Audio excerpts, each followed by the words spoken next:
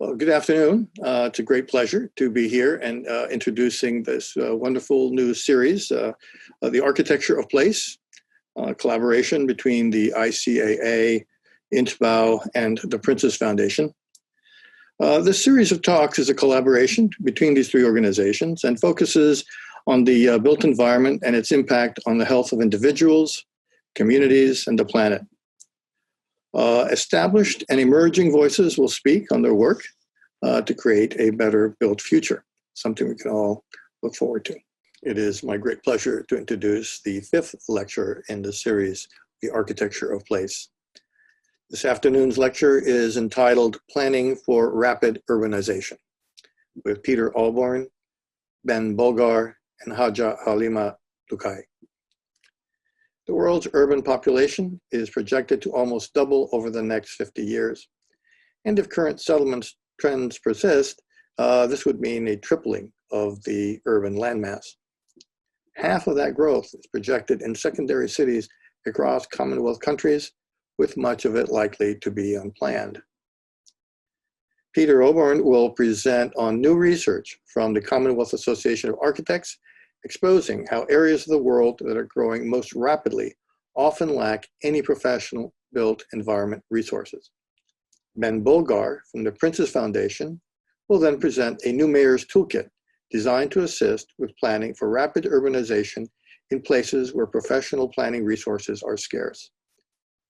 And finally, Haja Halimah Lukay from Bo City Council, Sierra Leone, will talk about her experience using the mayor's toolkit in Bo, where the urban population is projected to triple in the next 20 years.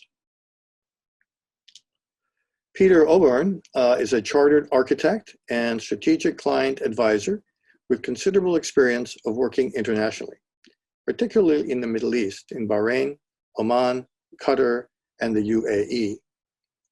He is a former trustee and board member of the Royal Institute of British Architects and served as Vice President International from October 2011 to September of 2017. He has recently served as an architectural advisor to the RIBA's competitions in connection with the Green City Kigali project in Rwanda, and is currently working together with UN Habitat to deliver the strategic capacity development component of the Foreign, Commonwealth, and Development Office's Global Future Cities program. Ben Bolgar is the Senior Director at the Prince's Foundation and Design Director of the development company Stockbridge Land. At the Foundation, he has led collaborative planning and design frameworks that cover city expansions, new towns, brownfield remediations, town center regeneration, heritage, ecological, and healthcare projects. Ben has been the strategic master planner for Shefford, Nanslyden, Faversham, Fort Mac, Atlanta, Libreville in Gabon, as well as the architect for the Prince's Natural House at the Building Research Establishment. He has authored a number of reports, including Building a Legacy, a Landowner's Guide to Popular Development, and has also authored two planning toolkits, Beauty in My Backyard and the Mayor's Toolkit for Planning for Rapid Urbanization. Haja Halimah Lukay is the Development and Planning Officer for Bo City Council in southern Sierra Leone. Her focus is on implementing the Rapid Urbanization Toolkit, ensuring community ownership, and enhancing sustainable development planning at the local level. Under her stewardship, the Bo City Council has been recognized for outstanding planning work by the Commonwealth Association of Planners for creating a spatial plan for Bo City and increasing both local and international partnerships in the planning process. So without further ado, we are going to see our new lecture. Good afternoon from London. I'm Peter Oborn, and I'm delighted to have been invited to contribute on the subject of planning for rapid urbanization. My presentation is really going to lay the foundation for Ben and Haja's subsequent presentation, and I'm just going to share my screen now and get underway. In view of the fact that we've only recently marked the World Cities Day, which is at the end of October, which is the annual event that marks the importance of world cities on the global calendar. I'd like to situate my contribution firmly in the context of the Decade of Action and the fact that we have only 10 years left to address the issues that were discussed a second ago and achieve the UN 2030 Sustainable Development Goals. Why is this such an important topic? Well, of course, the delivery of sustainable cities and human settlements is a central component of our ability to achieve the SDGs. And with less than 10 years left to run, there's simply never been a more important time for us to ensure that we have the means to deliver what needs to be done. This is some work from Leiden University that the goals themselves are indivisible and interdependent, but SDG 11 is the only goal which links with all the others. So delivering sustainable cities and communities is central to the delivery of sustainable development. And UN Habitat have estimated, as we can see here from this slide, that 65% of the 169 targets underlying the 17 goals are linked in some way to territorial and urban development. So again, emphasizing the importance of this as a topic. And it's important, obviously, in the context of climate change and the fact that buildings in the construction sector account for 40% of total energy related emissions, representing a third of total global energy demand. And we simply have to reduce their impact if we're going to have an impact on our climate change commitments. And again, as was said earlier, it's important because UN Habitat predict that by 2050, the world can expect an increase in the global urban population of nearly 2.5 billion. And 95% of that growth over the next 30 years is projected to be taking place in Africa and Asia. And you can see from this chart that those of us in the urbanized world are going to be experiencing relatively low rates of urbanization. So for us in the Commonwealth, it's particularly important because nearly 50% of that growth is going to be taking place in the Commonwealth itself. So it's a significant challenge for the Commonwealth, where we are projected to have nearly 1 billion additional urban dwellers in the Commonwealth by 2050.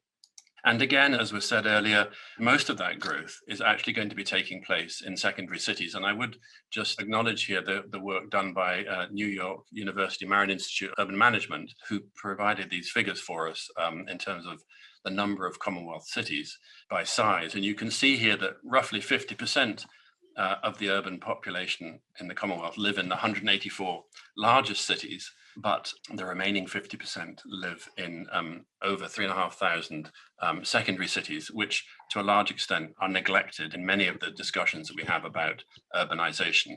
And so we can think of this as a sort of like an iceberg with much of this growth actually taking place out of sight.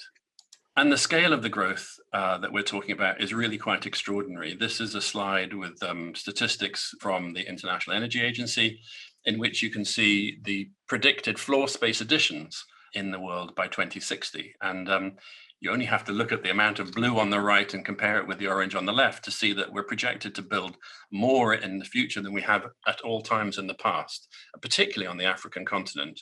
You'll see the rate of floor area addition is 90 billion square meters of new accommodation in the next 40 years.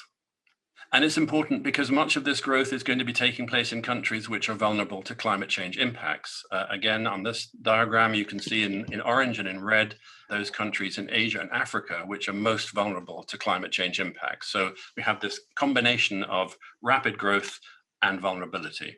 We ought to also be clear here, and I don't expect you can read this slide, but basically this slide shows Commonwealth countries ordered by rates of urbanization in the orange, rates of carbon emissions per person in blue. So you can see that those of us in the urbanized world are guilty of generating most of the carbon, no surprise, and we have a big job to do to reduce that impact. But similarly, we also have a need to ensure that those rapidly urbanizing countries do so in a sustainable way. And it's quite sobering to see that those of us in the urbanized world, 250 million of us, generate 2.3 billion tons of CO2. And there are 10 times as many, 2.3 billion practically people living in the urbanizing world, currently generating the same levels of CO2. So you can see that if we don't ensure that these countries urbanize in a sustainable way, we're going to have a significant problem in terms of our climate commitments. So it's against that backdrop that the 4 Commonwealth Built Environment Associations of Architects, Planners, Engineers and Surveyors came together last year to undertake this survey of the professions in the Commonwealth to see how well prepared we were to respond to the challenges ahead. We've published the survey. No doubt we'll produce a link for you in due course. And the survey was published as part of a wider program, which I'll come back to in a minute, in June of this year. We had a good response to the survey from over 60 contributors from over 30 countries representing the 5 regions of the Commonwealth. So we believe that the survey results to be fairly representative. And again, I don't expect you to read this slide either, except perhaps just to look at the amount of red on the chart. So we imagine that all of these built environment professions do actually exist in all of the countries of the Commonwealth, but as this slide shows, in fact, there are only town planning professional institutes in 32 of the 54 countries of the Commonwealth, and only 45 architectural institutes in the 54 countries of the Commonwealth. So not all built environment professions are represented throughout the Commonwealth to begin with. But then we did a survey and a study of the ratio of built environment professionals per 1,000 head of population. And this is what's shown on this slide here. So the blue bar shows the ratio of architects per 1,000 head of population. And you can see in OECD countries, those are the countries like United Kingdom, Australia, Hong Kong, New Zealand, Canada, the ratio is about 0.45 architects per 1,000 head of population. We then compare this with rates of urbanization using the same countries in the same order and compare the two. And this is the slide that always kills me when I see it, because the picture tells the story more than words can. In Uganda, towards the bottom of the slide, a country of 45 million population, there are 200 architects. Compare that with the UK, where we have a population of 60 million and we have something in the order of 25,000 architects. There's no planning profession in Uganda, and yet it's urbanizing, as you can see here on the slide, at 6.2% per annum. That compares with us here in the UK, urbanizing at just under 1% per annum. So the scale of the challenge, the scale of the shortfall becomes immediately apparent, as does the scale of the problem. These are results that we undertook in 2017 as architects alone. And unfortunately, the shape of the graph is unchanged. But if I flip back quickly to the previous slide, you'll see that the rates of urbanization have actually increased. So although the numbers of architects and planners are relatively static, the rates of urbanization are increasing. A similar pattern is also true for planners, as we can see here. I mean, the figures in some of the fastest urbanizing countries like Pakistan and Tanzania, where we're getting rates of up to 5%. Again, we're talking handfuls of built environment professionals. A slightly lower response from engineers, but nevertheless the same pattern, and similarly with surveyors. The second attribute we looked at was the ratio of schools per million head of population. At what rate are we producing built environment professionals? Could we produce them fast enough to overcome the shortfall? Well, the answer is quite clearly from this slide, no, we can't, because there's a comparable lack of educational capacity in the same countries that are experiencing this lack of professional capacity.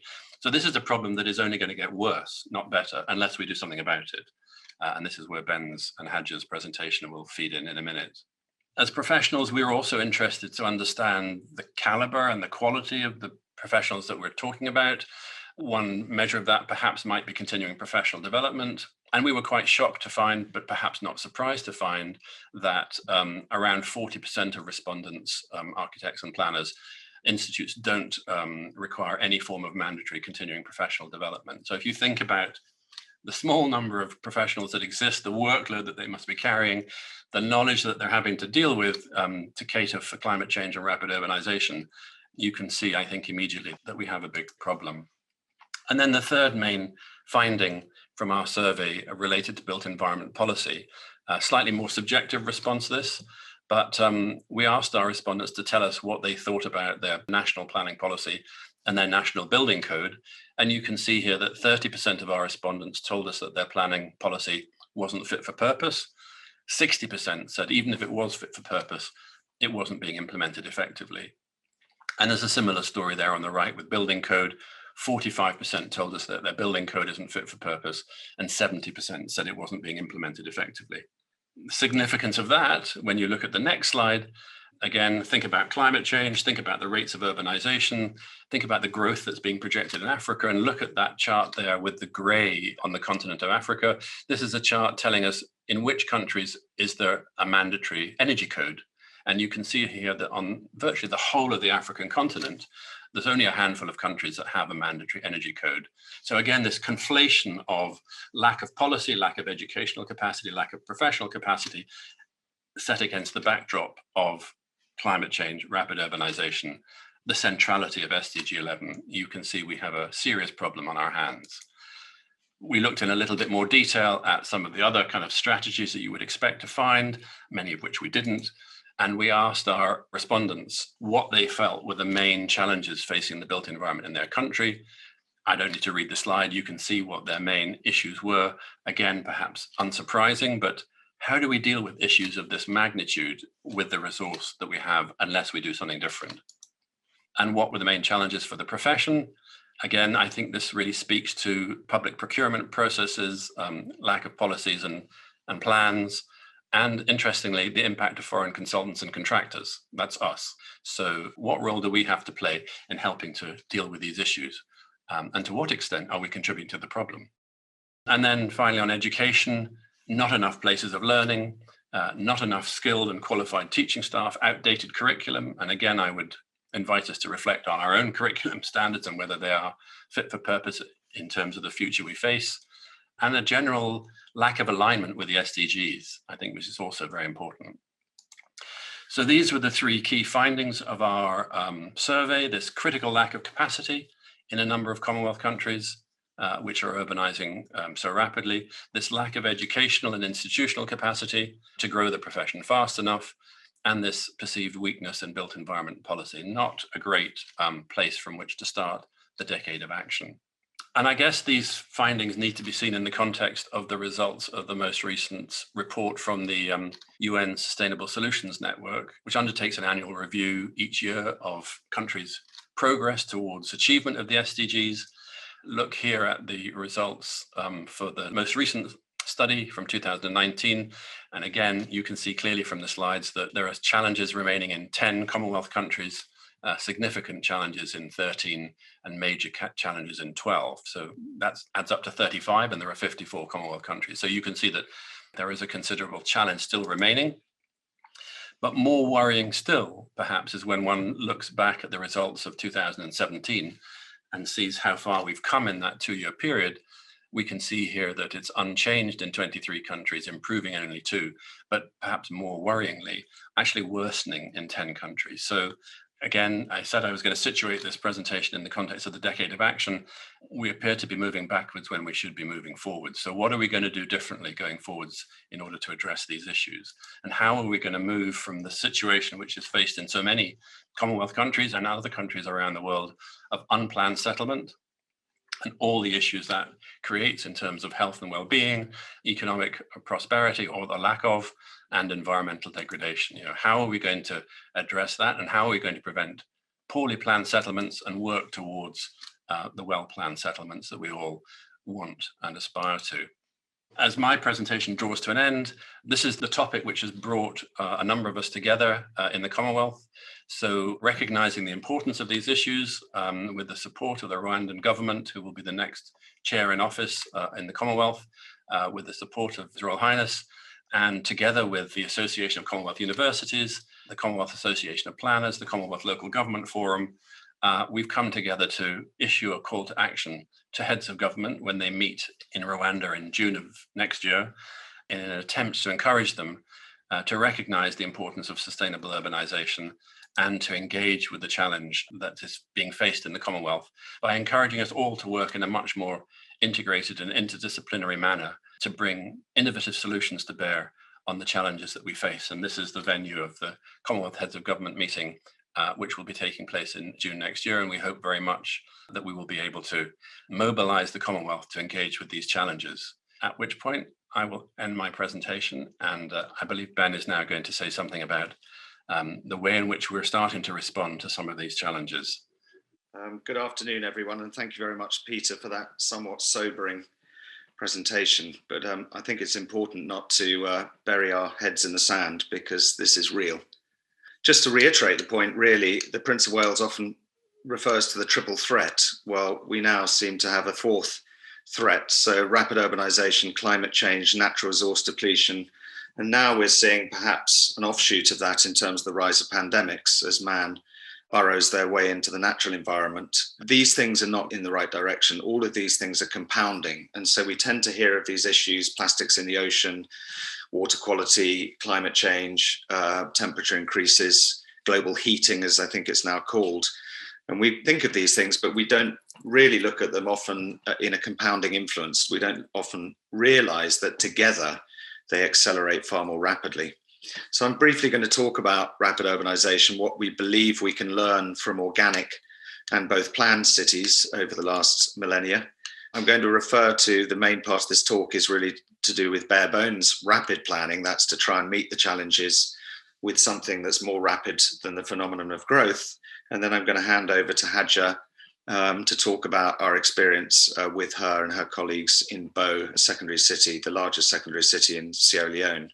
Peter referred to the Marin Institute of Urban Management, who we've been working with closely on this work, and they've been studying the doubling of the world's urban population in the last 25 years. So it's important to remember the world's urban population has already doubled in 25 years. And they found that the urban footprint, so the amount of developed land, has increased by a factor of 2.4 to 2.5. So that is showing us a degree of reasons that the amount of land we're developing is actually larger than the development that's come before. The projection of the next doubling of the world's urban population, which could be in as little as 40 years, is that on current trends, that's likely to represent a tripling of the urban landmass. And you can see here some diagrams from a number of cities they've been tracking over that time and are tracking into the future, which just show the impacts of the population growth projected in the next 30 years to 2050. And you can see in Nairobi, for instance, in Kenya, there's a forecast that the urban footprint is potentially going to increase by over 5 times. So this is like taking every single town and city on the planet and tripling it in a generation. Peter's already shown this slide, but just to reiterate the fact that even in countries like the UK, where the ratios are not as bad, we still only have half of our local plans adopted. So even in countries where there are plenty of planning professionals and the institution's strong, the planning methodologies that we're deploying for our own growth are not keeping up with that phenomenon of growth, or they're constantly being changed or updated. So, it's good to look at home first before we look at what to do elsewhere. And of course, the reason why human beings built towns and cities in the first place was that they recognized that cities are a place where you grow economies. If they're planned and they develop in certain ways, then obviously they generate economics, they generate wealth. And indeed, from the World Bank saying that over 80% of global GDP is generated in cities. So if cities are functioning and they're planned well, then they increase productivity. But obviously the inverse is true if they're unplanned and they can't grow in that way.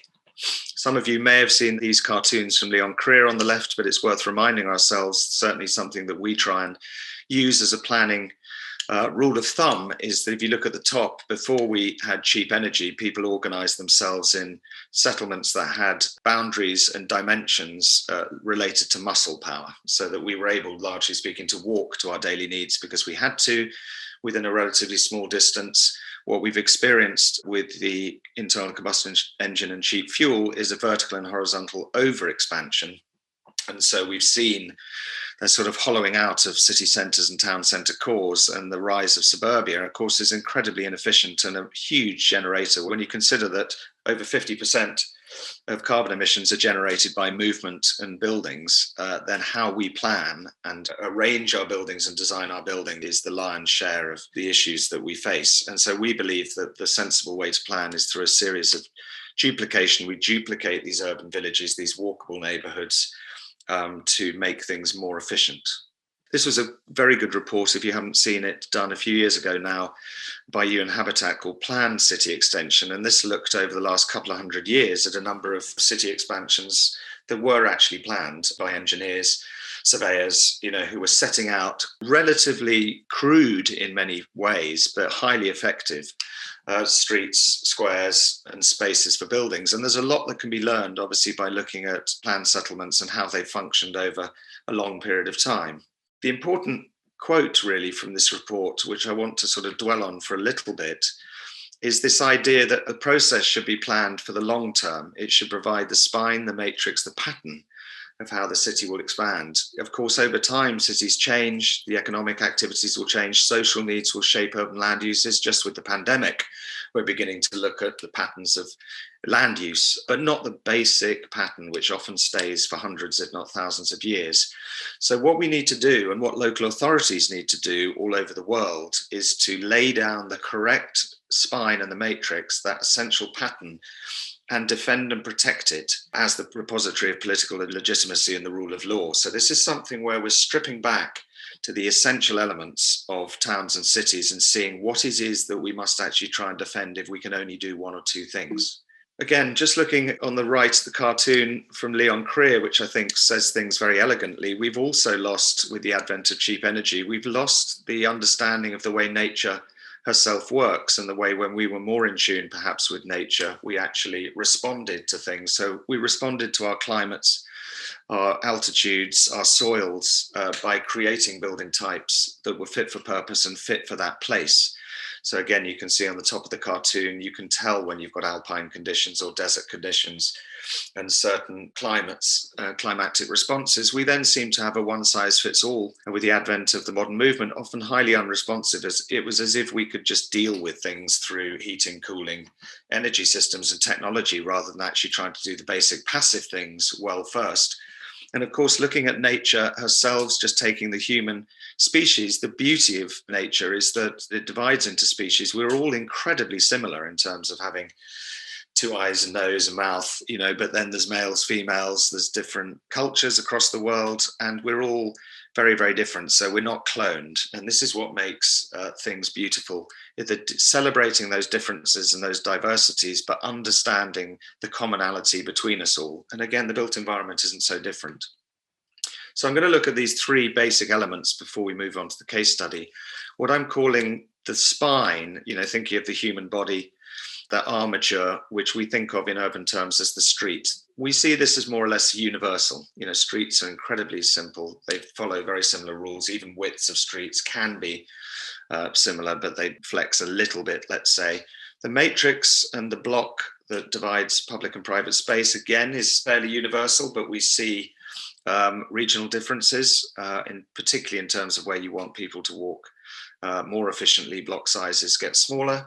And then the pattern, the localized pattern, which is the spaces, the public spaces, the distribution of those spaces, land uses and buildings, that tends to be very local. So you can look at the pattern in different countries and different cultures. And again, they are very different in terms of the way that they behave. And again, that is the beautiful thing about the regional differences.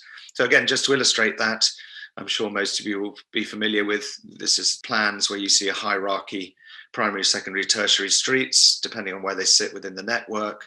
The idea of residential blocks, distinguishing between the public and the private realms. And again, all over the world, these tend to be between 30, 40, 100, 125 meters, generally speaking, so that we can get to A to B without having to walk through walls. And then we see when these are particularly in planned settlements, when you distribute these blocks into neighborhoods, you have an agglomeration of blocks. The idea that you need every so often, every kilometer or so, it's a good idea to have larger public spaces. It's a good idea to have a mix of uses. It's a good idea at the larger scale, to have parks and bigger uses. And this is what makes this local to global phenomenon actually function efficiently. And again, if there are existing green infrastructure networks which you want to keep in place, then obviously it's a very good idea to work around water, green, blue corridors that obviously you want to function without having to put in man-made infrastructure if you can avoid it. So looking at that, we basically looked at both organic and planned settlements and looked specifically at secondary cities, as Peter was saying, and urban expansions to secondary cities. So given that over 50% of that urban growth is going to occur in the Commonwealth, and more of 50% of that is in secondary cities, the forgotten about iceberg below the surface, if you like, we're particularly interested in a planning tool that can help people with very, very little expertise do something about the urban expansion of these secondary cities. So we developed this toolkit. The first thing that really hit me, I remember I was talking to Juan Close when he was Director General of UN Habitat, and he'd been previously the mayor of Barcelona when they regenerated that city very successfully. And he said, Ben, the problem with planning is that it's long-term and it's complex. So to a politician or a mayor, it's incredibly unattractive. If you think about mayors, they want something to achieve within their cycle. They want it to be single issue because they just get it done. So in London, it's kind of, we had in the last mayor, Boris bikes, Boris buses. That's what they end up leaving as their legacy.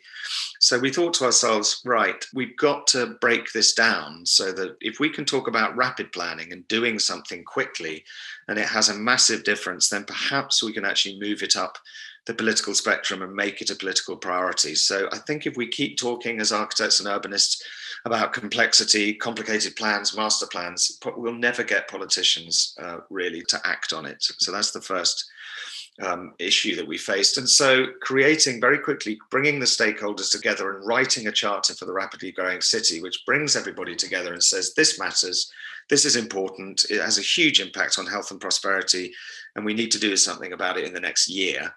Then ultimately write that down, get it adopted, and then start your action plan is what needs to happen first.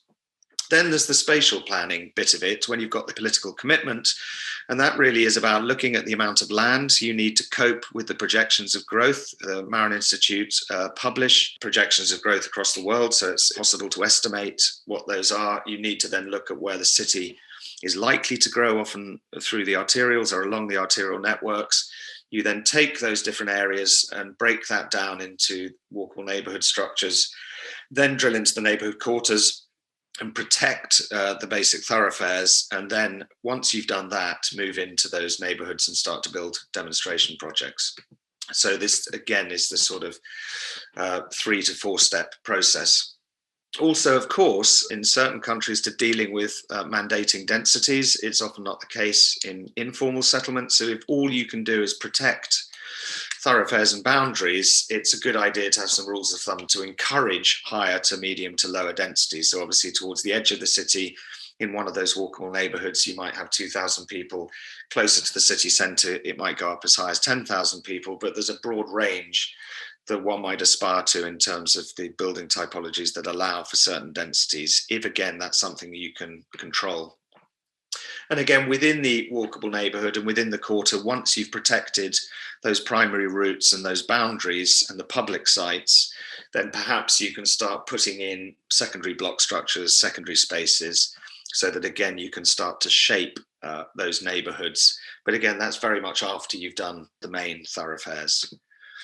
So this is, before I hand over to Haja, this is us in January. It feels like a lifetime ago because, of course, it was before lockdown. Importantly, we went out to watch Haja and her team using the toolkit methodology. We were observers. We weren't running the workshops ourselves. So it was very interesting to see how what we thought was going to happen and what actually happened was similar, but there were some very useful lessons learned. And there's a number of the people in the first workshop who came together. This was workshop 1, writing a charter for the growing city, incredibly animated. Key stakeholders were assembled, landowners, paramount chiefs, people from the local authority, and everyone came together and really found that this was important and felt compelled to adopt and write this charter. This was outside in Bow. This is the primary east-west connecting route in Bow. You can see the encroachment. So people were telling us about how inadequate the protection of the road structures were. There's a very sad story that we were before there. A young child had died in a fire in the local school because the fire services hadn't been able to get to that school because of the lack of road infrastructure. And again, a lot of people, this was a photo I took on the site tour that we had around one of the areas, and people are building in, this was in the dry season as well. So people are building in the floodplains and wetland areas and getting respiratory diseases. And this is a well-known fact, and people know that this is important to do something about. So here is, after literally a couple of weeks after we left, Haja emailed through the signed charter for the growing city. I won't go through it in detail, but it really just says we agree that we need a plan, a rapid plan in place. Haja then became somewhat of a radio celebrity, going out and broadcasting to the city why planning is important. She had a weekly slot. And again, this is to publicize the importance of the charter. then the idea was to look at, again, using mean densities, to look at the land mass that's likely, to look at a tripling of the urban population in Bow in 20 years, which is the current projection. And then looking at the primary main arterials and then where future arterial routes could potentially go. Again, technology was a real issue.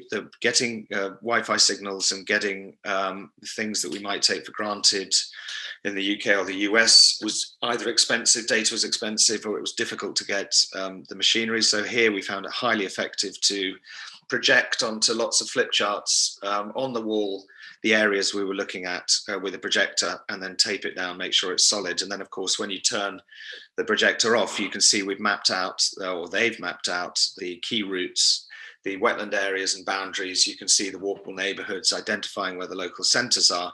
And this is the basic structure, of walkable neighbourhood structure of the growth plan, which is again something that then needs to be mapped and protected. Of course, if you're using Google Earth, even though we're potentially working with partners to get higher or more recent satellite imagery and high resolution, you can do quite a lot of existing information, but you need to ground-proof it. So you need to take the plans and maps out and walk around the neighborhoods, tracking your mobile phones. Again, you can come back and start to map on those aerial diagrams in more detail, those routes and where you think future routes, because often they're threading through existing settlements, much of it informal. So you want to try and avoid disruption or displacement as much as you can. Again, this was the landowner workshop, which we weren't able to go out for, but this is during COVID. Haja was able to go out and convene the landowners who came together and understand, again, why this was important and how that plan could be adopted.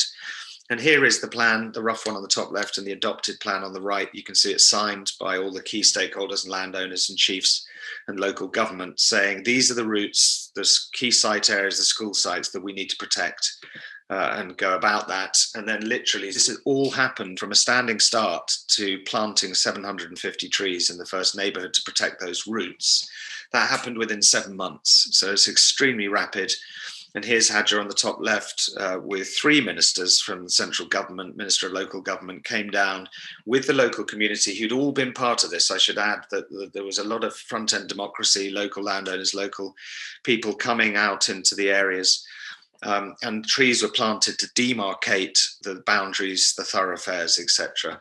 And top right, there was a great app that we got sent by the World Bank, and you literally go with your smartphone, tap on the app, go to the tree that's being planted, map it, and it gives you a pinpoint base. And also you can photograph the tree and then you can monitor them going on. So this sort of high-tech, low-tech approach to planning. And again, just to recap before I hand over, the idea of the charter, planning the land that's necessary for development, looking at the key fixes plan, and adopting that key fixes plan, and then essentially staking out, or even better, planting out, if the climate allows, what we call the key fixes plan, which protects the bare bone. It protects the primary arterials, protects the edges so the green-blue networks can function properly. It protects the school sites, marketplaces, central locations. And that, if you can only do one thing and informal settlement fills in those areas, then at least you've got a functioning settlement. Haja, I'll hand over to you now and let you come in at that point. I'm Haja Halimah Lukay, the Development and Planning Officer for Bow City Council. And I want to say thanks to the team for your contribution towards delivering a safe and protected city. Of course, it has not been easy for us here, for us to implement the toolkit, because as stated by all of you, it is very clear that both central government and local government has definitely refused to mainstream land use planning. So it was only when we got in touch with the Prince's Foundation that we noticed that coordination has to be mandatory, preparation of plan also has to be mandatory, and of course land use planning is a potential tool that of course both central governments can use to influence coordination and also construction at local level. So basically, in as much as we are using the toolkit, if you look at the first presentation, it will tell you that the tool was very, very explicit. In as much as the government has failed in prioritizing land use planning, meaning there has been no coordination. An area where there is no coordination, you will not expect ownership at the end of the day. So with the toolkit, we are able to ensure that, we get on to the community, involve the landowning family and other stakeholders, so that at the end of the day, we build consensus around the toolkit and try to see how we can mainstream land use planning. So for us, participatory approach ensure community ownership. What has been our experience over the years, we noticed that, for both city council, the toolkit was like an eye-opener, because as stated earlier, central government has not done much. 2004, they devolved the land use planning to local council, but there has been no training facilities in the country, in the whole of Sierra Leone, for land use planning. Of course, data collection and technique using IT and GIS for development control and building inspection, we've not been having access to that. So the toolkit, it empowers the local councillors, staff at both city council, for us to gain confidence, so that at least we're able to let stakeholders know that coordination must be obligatory. So of course, for the past months now, you notice that there has been confidence for even the development planning officer to meet with the key stakeholders like the Ministry of Health and also the local planning authorities, the landowners, so that at least we can work together. Because land use planning has never been mainstream, community engagement has been very, very key, so that at least we popularize the tool. And of course, we try to see how we can improve on coordination so that all stakeholders will work together. It has not been easy, but over the month, we are able to ensure that we create community ownership where people understand the importance of land use planning at the end of the day. And of course, there has been some concepts which was new to us during the implementation of the toolkits, like neighborhood, because there has not been, land use planning. So there has not been the concept of neighborhood. It was really not clear to even myself as a planner. But with the advent of the toolkit, we're able to know and understand the concept of neighborhood. And of course, we've got a lot of, mentoring from the Prince's Foundation. So in as much as we've not mainstream land use planning, if you look at step 1 of the toolkit, it tells us that, coordination should be obligatory and also preparing a plan must be mandatory. So first step was stakeholders engagement. So the photo there you see, we have representative of the paramount chief and also the civil society and also stakeholders. For them, the concept of land use planning was new to them. And the concept of, how the council could plan for rapid urbanization, even for the council or as a whole, it has been very strange. So if you look, these are the first engagements we held, so that at least we call all stakeholders and present the plan. This was also another meeting where I was given the opportunity to engage the councillors, because at the end of the day, they have to approve the plans. And at the end of the day, they also have to go to the community and sensitize the community on land use planning. Because at the end of the day, delivering a safe and protected city is key. But if partners are not involved, or even those that we are to work with do not have the concept at the end of the day, it will be very, very difficult. So for us to make move and for us to have a very good entry point in taking this new toolkit to them, we decided to see how we can mainstream stakeholders engagement. We'll see. Okay, what has been very, very hard for us? Time required to read the toolkit. Of course, as stated earlier, the entire process of land use planning is new, and it's not only to the councillors, but even me, the planner, and also neighborhood, structure in neighborhood, existing and non-existing, all those have been new. Because I remember quite when part of my team, they wanted me to even explain to them what's the meaning, what are the key facilities, what do they mean by existing. So all these concepts were new. But with the toolkit, of course, I was able to explain it to my team and we move forward. But some of the concepts in the toolkit were really difficult for us to understand, because there has not been no facility within the municipality or even Sierra Leone for us planners to go and read. Of course, most of our planning work has just been on writing documents. So even map reading was also very, very difficult for us, but at least we were able to do it after, going around the tree. And of course, as stated earlier, in as much as the central government and, the local government had never mainstream land use planning, and of course, there has not been, facilities within the country for us to go and do some technical training or whatever. Our planning work has only been writing documents and not drawing. But with the advent of the tool now, at least we were able to produce a local land plan. That's the one that Ben just produced. And of course, this one, I remember the day we had, I think it was the second day of the workshop, we are still struggling to see how we can draw up the map. Because as stated earlier, that was my first experience. Of course, my background, I studied home economics general. So can you imagine somebody from that field and now go into planning and try to see how we can, implement the toolkit? It was not easy. So this one is just a photo, illustrating the time when we are struggling to see how we can read the map, interpret the map, and also produce a neighborhood. After reading the toolkit and understanding it properly, we were able to at least bring out a team. And the team was is more surrounded with swamp. So the team was for us to see how we can protect our swamps and also try to know that, at the end of the day, construction on wetlands will be very, very difficult, and in the near future, it will have effect on all those people that are living within that particular area.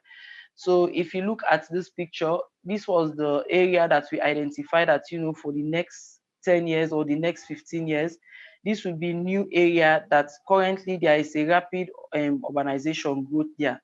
And because of, the council do not have permits to issue building permits and also to control development in this area, you notice that a lot is been going on. So we decided that at the end of the day, let us develop a team. So we noticed that cities are human creation and we have the power to create it. So what this is telling us that at the end of the day, after using the toolkit, they have a very, very big role to see that they are able to live in a safe and protected city. But that will only be with the power they have. And the power is you avoiding construction in wetland, and also you trying to make sure that you register your building, or you try to work with the council to ensure that at least you avoid construction in wetlands and, in other areas. Of course, this was the last workshop that we had when we were trying to see how we can produce our final map that we did to stakeholders. So at least the stakeholders were very, very impressed. They noticed that, at the end of the day, if only we can have a neighborhood, we can work with the Ministry of Health and the Ministry of Lands to help us develop a very good neighborhood and also present the toolkits to them. We noticed that, we're able to deliver a safe and protected city. And of course, there has been a lesson learned. And some of the lesson learned from the tool was for us to ensure that we ensure coordination so that we bring all stakeholders together in planning. Because previously there has been no coordination, there has been no collaboration. Of course, there has been devolution, but even the central government do not have the capacity to do most of the work that we are expecting them to do. So of course, the tool has been like a guide for us to see how we can bring all stakeholders together. We are ensured that we have a well plan that can be publicized to people and people will understand the importance of land use planning, and even try to see how we can encourage government, central government, to support the council. Because at the end of the day, if we say we are going to continue development in appropriate location, we know that it is cause for disaster or whatever. So of course, so many lessons we are learned during the implementation of the toolkit. Thank you very much, Haja. Just to add to that, we've got a website up now, which is rapidplanningtoolkit.org, and we're working with partners to put it online, basically. So we'll have CPD courses that will guide you through the steps. So I'll stop sharing my screen now. Thank you, Ben. Well, hopefully everyone can hear me. By way of brief introduction, my name is Simon Zdinsky. I'm an executive director at the Princess Foundation, but we'll just be moderating a short Q&A. I thought I would start off with a question while we wait for others to type their questions. Peter, in the beginning of your presentation, you highlighted sort of the range of challenges that had come out by some of the Commonwealth countries, things that they had highlighted as seeing as some of the really pressing challenges. And I think we saw that really firsthand from Haja, some of the things that she faced while doing this work. But also those challenges are diverse and they're multifaceted. And as you said, they require a sort of interdisciplinary approach to addressing them. So I guess sort of for Ben and Peter, I'm curious how that interdisciplinarity is sort of embedded in your work and the role you think that plays. And then Haja, I suppose, in practice, what were some of the challenges of having this diverse group of stakeholders and having to bring them together and through this process? My answer to your question is probably twofold. From the kind of helicopter perspective, I was delighted that the survey that we undertook was undertaken jointly by the four principal built environment professions, so engineers, architects, planners, and surveyors, who I have to say are not traditionally known for their collaboration. So it was a really refreshing to see the four disciplines coming together in this way. And I think that's one of the answers. Firstly, we have to work together as the built environment professions, recognizing that we all have a role to play. And many countries, actually, a lot of the planning is being done by engineers. In a lot of countries, it's being done by architects. The question is, how can we ensure that those professionals that do exist have the right skills, and how can we use their expertise to support others like Haja to replicate that capacity? And then the second answer, I think I would say, is in the approach we're taking to the Commonwealth Initiative, where we're trying to bring together a diverse group of stakeholders. So academics, recognizing the role of universities, and the Association of Commonwealth Universities have over 500 members throughout the Commonwealth. So how can we leverage that network? How can we work more effectively with local government? Because, of course, one of the things I didn't mention is that this scarcity is felt most acutely, not only in secondary cities, but in public service. So it's a double whammy. But we've tried to illustrate that by working in this multidisciplinary manner, we can work in a different way. One of the things that we found as we were developing this work, and it's exactly the same in the UK, is that people in government departments who are often responsible for carrying out the work or need to be part of the planning process because it's multidisciplinary by its nature, work in silos. So often when we've done workshops, we spend the first day introducing people who work in the same office to each other. And I think so two things we found. One is that obviously, as I mentioned previously, the mayor needs to put it on their political spectrum, local leader. They then need to appoint somebody like Haja, who ideally has maybe crossed departments. It's very useful. I think Haja had worked in two departments. It's very useful to appoint the right person. Ideally the person's a planner, but not necessarily. They need to be more of a convener, and they need to be capable of bringing people from the different areas of local authorities, education, health, waste management, all of those areas. They need to bring them together because otherwise everybody's always too busy. So this needs to be a strong leadership, both from the political level down to the leader of the planning process, and they need to be authorized to bring the other departments and the other stakeholders together. I think that's a really, really key point. Otherwise, everybody's always competing for resource, and then everyone's in their silos again. So it's got to be a joint effort. When we release the toolkit online, because at the moment it's just a website awareness raising, the CPD that starts encourages people from different disciplines to do the CPD training together, like 2-3 hours a week, sit together, answer the questions together to begin to create those relationships, and then people feel that it's a joint effort. Because once they feel that, when that team goes into the community and starts to bring together landowners, stakeholders, obviously then it grows, sort of snowballs. And Haja, as the person who sort of filled that role that Ben was describing, as the person who was responsible for going out and bringing those groups together, I know you mentioned, I think, the sort of someone from the Ministry of Health and obviously local politicians and community members. How did you find the reception to bringing together these groups? Did they find a way to sort of come to a common? Their response was very, very great. And I'm sure that's why within the period of 6 months, all of us were able to at least have a good charter. Because mind you, as stated earlier, both central government and local government has never mainstreamed land use planning. Never. Even when it was devolved to the council, basically we do not have the capacity to even interpret whatever we are to do.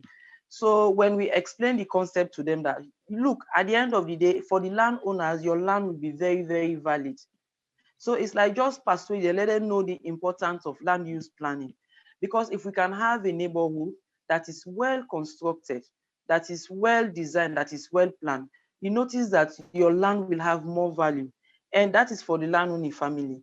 And also for stakeholders. Yes, there has been no collaboration, even between the council and the Ministry of Lands.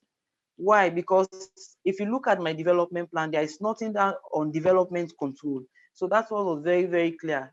But with the advent of the tool, we have now introduced a whole chapter on our development plan, which is city planning and beautification. So with that, at least there is now an entry point.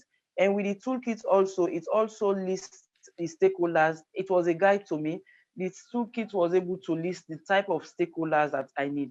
At the end of the day, we are expecting schools within our community. So it is very important that the Ministry of Education has to be on board. We needed the land, so the Landowning family. We needed the Ministry of Health, because at the end of the day, we have to propose a land space for health center.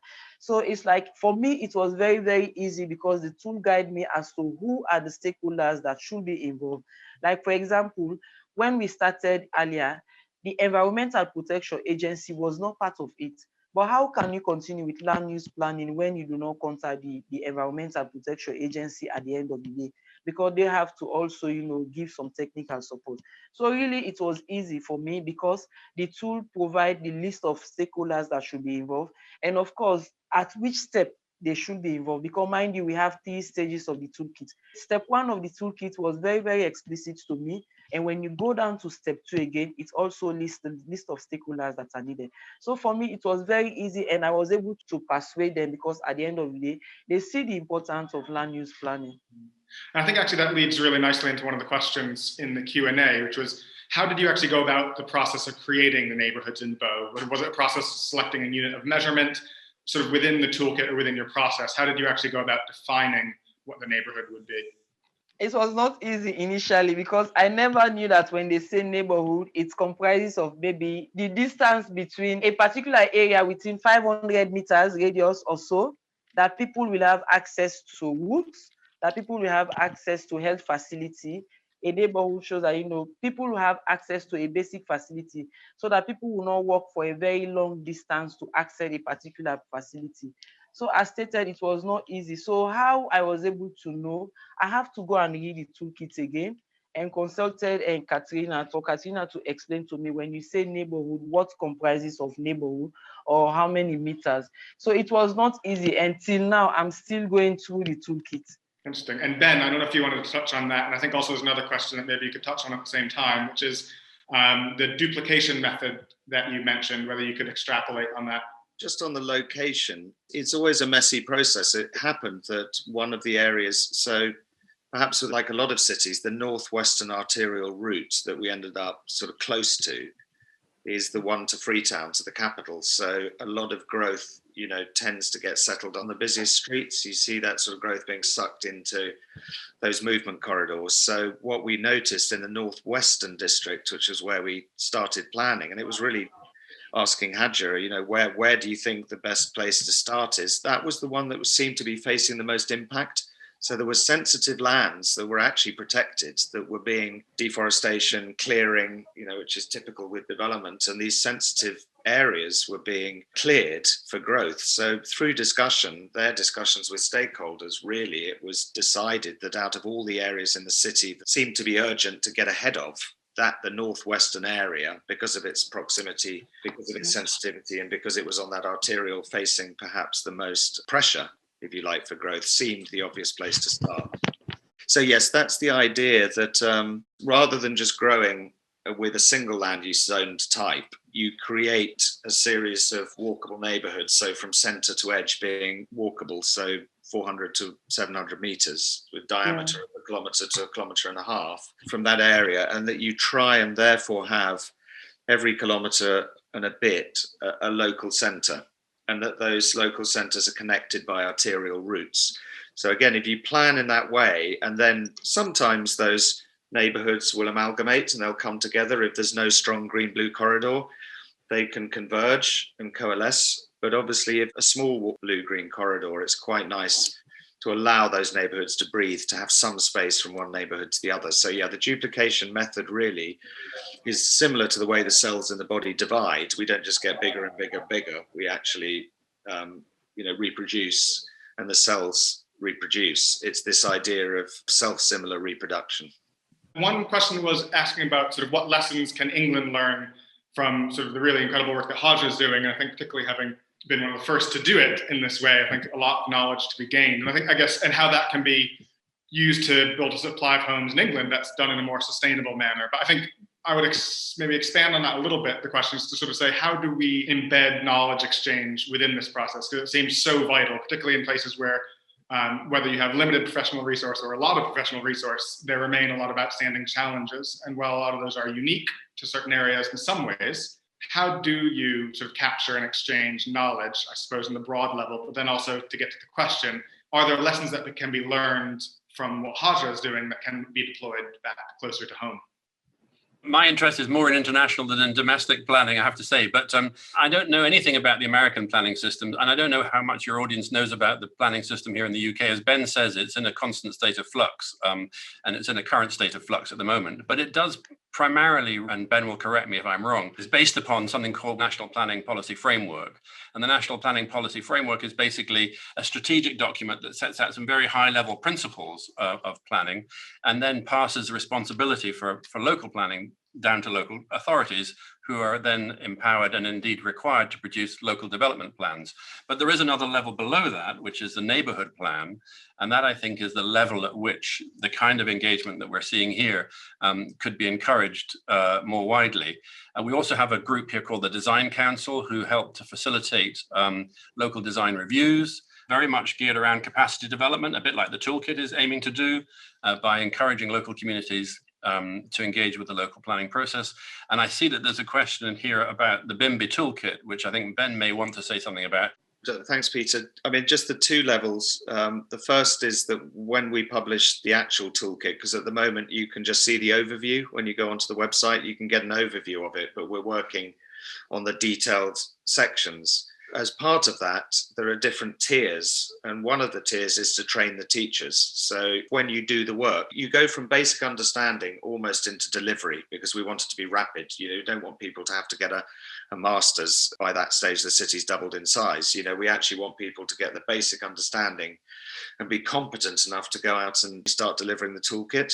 But having got the experience that someone like Haja has now got and actually seen its effectiveness and had lessons learned, and she would change the way she did it next time, it's very important for my mind that if we start to go into secondary cities like Makeni, Kenema are going to start learning from this, that actually Haja is far more likely to be far more effective at teaching in the local context than somebody like me, for instance. So I think it's very important that the program allows for local capacity building, and that there's a way that Haja can get qualified, formally, but quite quickly, but formally through the process. So she has a qualification to then go out and teach other people to apply the toolkits. We could maybe have a monitoring role, which is the beauty of technology. You can monitor feedback and everything, and from time to time, if there's 2 or 3 groups in a secondary city, we could have multiple groups going through this process. But I think the days of people flying in, jetting in for huge amounts of money and doing lots of work and then leaving,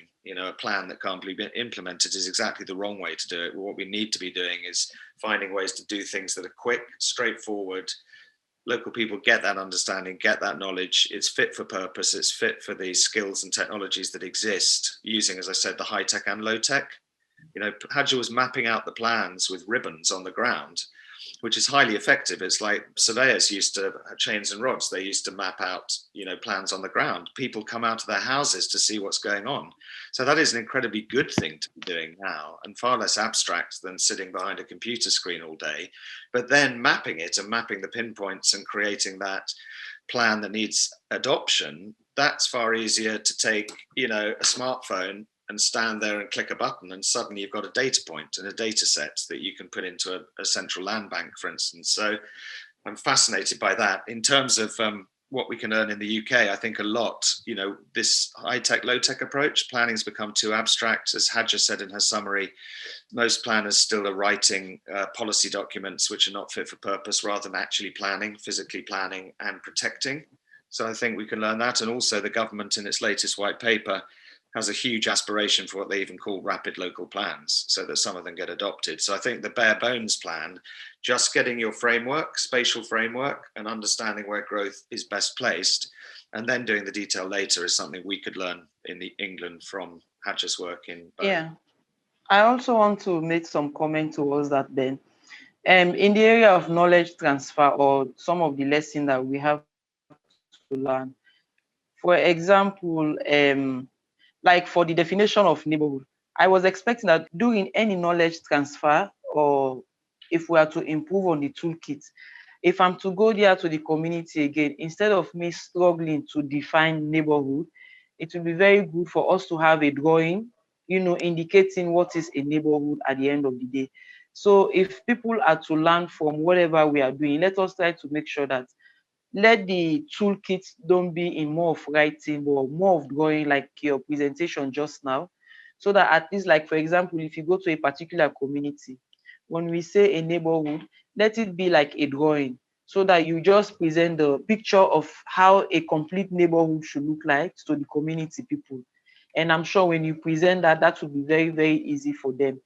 In moving forward also, I think we have to ensure that we mainstream training and also data collection technique in using IT or maybe GIS system, because you notice most of the map that we produce normally was not done by me. It was only later that I started, doing some maps.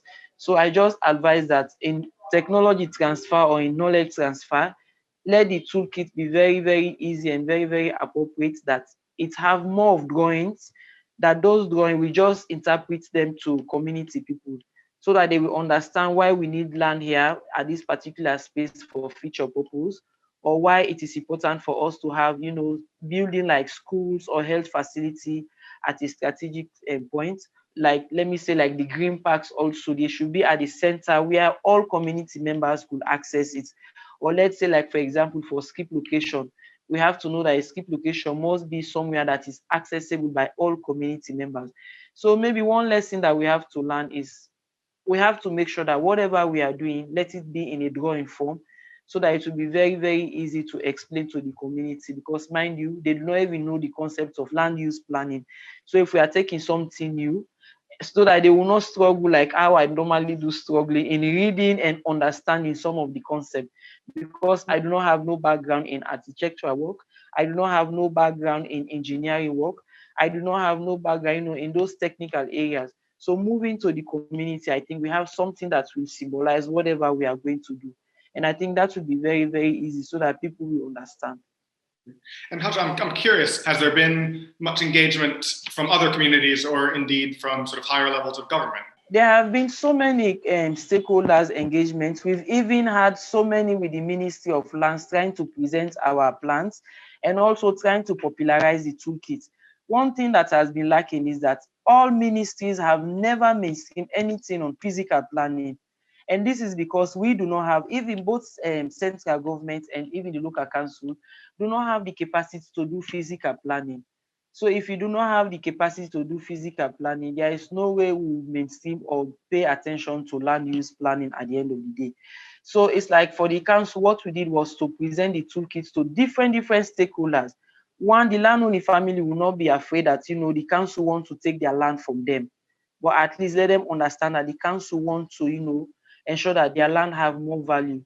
And for the central government, one thing that we are fighting for now, let them understand that we just do not want to, claim the building permits from them, because for them, they think that they are also collecting these fees and charges. We say as politicians, you want to improve the life of your residents, we want to improve the life of your city.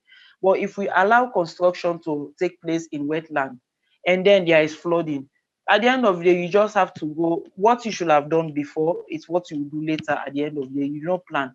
So if we allow your residents to construct in wetland, at the end of the day, when there is flooding, there will be disaster and there will be loss of life and there will also be loss of properties. And some of these communities will be expecting you, the central government, to compensate them or to provide them with, whatever they need because of what they've lost during the disaster. So we are trying to see how we can convince the central government. It's not, the council, collecting the fines that you guys are collecting, but how we provide a safe and protected city for our residents. So it's a two-way approach. Right now, what we are doing is for everybody to buy the toolkit and see the need for land use planning and how all of us will come together to implement the toolkit.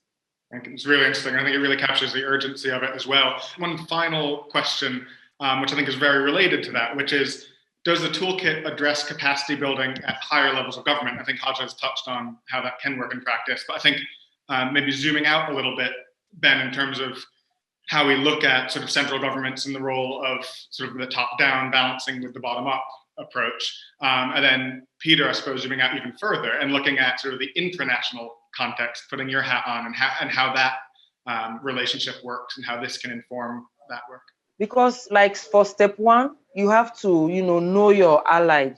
know the type of stakeholders that you are working with. Before you finish step one, you needed to obtain a base map. And there is no way you can obtain a base map without the concept of using IT or GIS at the end of the day. So it's like at each step of the tool, it gives you, things that you have to know about. Like I remember, I think there is a whole section when we are doing the base map, it will tell you that the toolkit will ask for internet connection. So for us now, I think the only thing that is missing or needed to be improved on the toolkit is trying to see that most of the things should not be written, but at least let them be symbolic. But really, the toolkit, it really addresses capacity building, because at each stage, it will tell you that you need to do X, Y, Z, and these are the instruments or these are the materials you need. I think Ben will comment on that more. What it is top down, bottom up. I really do. I was quite surprised at how many contexts that I found that this idea of localism actually is quite strong. So I think when we expand on the toolkit and the website, the idea is we'll have a short film, which we want leaders, mayors to watch, to give the importance of, why this is so important. And essentially, if you don't have plans, spatial plans for your rapid plans in your secondary cities, then ultimately you're negligent. You've not been responsible for creating a plan, and then people are losing their life. Somebody's got to be responsible. And I think we need to just raise the profile that local leaders and national governments need to be working together to do this. And it's just not good enough to say, it's too big a problem. It's only too big a problem because it's too complicated. If you break it down and simplify it, then there's no excuse. You just have to work hard to get that adopted, as Haja's done. It then gives the mayor, because it's so popular, people want to come out, as you saw from the photographs, they want to come out to dig the first plant and the hole, because suddenly they become local heroes. So the mayor's really happy. The national government then suddenly takes it on board because they've managed to achieve something, and all the time it's Haja that's done all the hard work. But I think people are very happy to sort of jump on success. So I think it's almost using that to the advantage to profile it at the high level. And I'll pass over to Peter maybe to talk about COGM and, internationally how we can profile this, but then nationally to make sure that local government is feeding almost up to national government, because I just think in most cases national government won't be doing it. They can write some abstract policy, but they won't be the hands-on people. They won't be protecting their citizens to the same degree. So I think local mayors and local leaders have to go to the central government with it on a plate and go, please adopt this. And by the way, we could really usefully use that policy being adjusted or whatever. I see the actual action being taken at local government level, if I'm honest. Yeah, I totally agree with that. Your question is all about how do we professionalize local government and how do we empower local communities? I think we've seen the answer to that this evening in Haja's explanation of her work. I mean, I think, the toolkit is brilliantly simple, bare bones approach to a very complex subject. But the other essential component is a champion on the ground like Haja, who has the skills and expertise to actually engage with the local community and deliver the work itself. And so we're looking at existing initiatives. There are groups like the Indian Institute of Human Settlements, where they're facing the same challenges in India, and they've developed a course called the Urban Practitioners Program, which is bringing non-built environment professionals together to upskill them in these skills of intermediation around the basic issues of planning. And so what we're looking at with the Institute of Human Settlements at the moment is how can we take their very successful program from India and bringing it to Africa, for example, so that we can rapidly create a cohort of people like Haja, because I think, without people like Haja, this won't succeed. So we are looking at different ways of building capacity, because if we do what we've always done, we're going to get what we've always got. And I think history teaches us that we need to do something different. Brilliant. Well, I think on that, both a stark warning and an inspiring call to action. So that is a good place to end. I want to thank Ben, Peter, Haja. Thank you all so much. Really interesting. And I think we probably have gone on for much longer hearing about this, but unfortunate time constraints. But thank you all again. It was really great. Thank you all so much. Thank you to Ben, Haja, and Peter, and also thank you to Simon for moderating today's event. Really interesting topic and amazing discussion. So thank you.